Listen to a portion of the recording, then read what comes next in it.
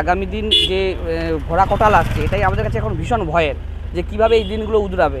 যদি দেখা যায় যে কোনো রকম সমস্যা হয় না, তাহলে আমরা বেঁচে গেলাম, নাহলে আবার মানুষের পৈতৃক সম্পত্তির উপর কিন্তু গিয়ে এই জল স্রোত বয়ে যেতে পারে। ইতিমধ্যেই আমাদের বেশ কিছু মানে ছোটো ছোটো বাড়ি, বেশ কিছু বরজ, বিশেষ করে পানের বরজ ভীষণভাবে ক্ষতিগ্রস্ত হয়েছে এই জল ঝড়ে। তো সাধারণ যারা চাষবাস করে, দিন আনে দিন খায়, কোভিড পরিস্থিতিতে যাদের হাতে পয়সা নেই, তারা খুব আতঙ্কিত এবং খুব সংসার যে চালাচ্ছে খুব কষ্টে।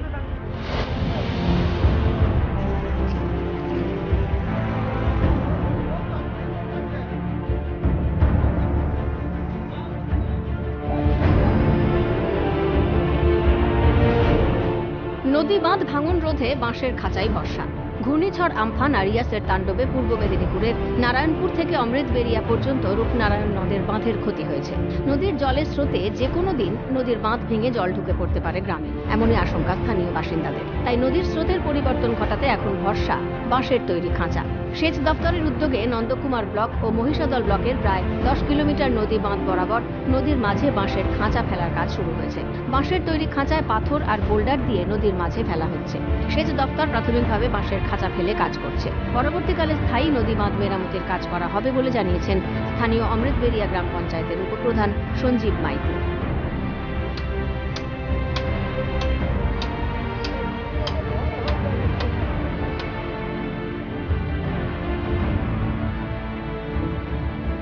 যশে যেভাবে আমাদের একবারে বাঁকা থেকে নারায়ণপুর পর্যন্ত যেভাবে বিধ্বস্ত, যেভাবে একবারে ভেঙে চুরমার, এলাকাবাসী যারা বিশেষ করে নদী পার বরাবর যেসব মানুষজন, তারা ভীষণ আতঙ্কে আছে। কারণ অ্যাকচুয়ালি এই যে বাঁধটা এখন আছে না, এটা অনেকটাই নদীর চর পেরিয়ে মানুষের যে পৈতৃক ভিটা তার দিকে এগিয়ে যাচ্ছে। তো অ্যাকচুয়ালি গ্রাম এই মানে নদী পার বরাবর যে গ্রামগুলো আছে তারা খুব আতঙ্কে আছে, কখন তাদের ঘর ডিপাও নেমে যেতে পারে।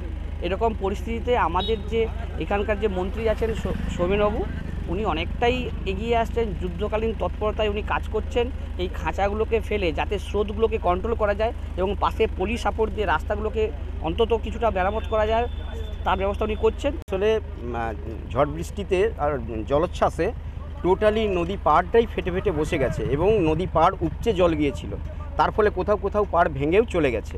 সেটাকে কন্ট্রোল করার জন্য এই খাঁচাগুলো টোটালি ফেলা হচ্ছে, নারায়ণপুর থেকে আপ টু বাঁকা পর্যন্ত।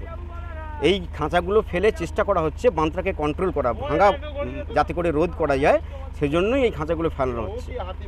এলাকার মানুষ ভীষণভাবে আতঙ্কে আছে। আমরা একটু পূর্বাভাস মানুষদের দিয়েছি, যদি সমস্যা হয় কাছাকাছি স্কুল বাড়িটারি এবং পাকা বাড়িটারিতে মানুষজনকে আশ্রয় নেওয়ার জন্য বলেই দিয়েছি আমরা অলরেডি। এইবার কি হয় পরের পরিস্থিতির উপর ডিপেন্ড করবে।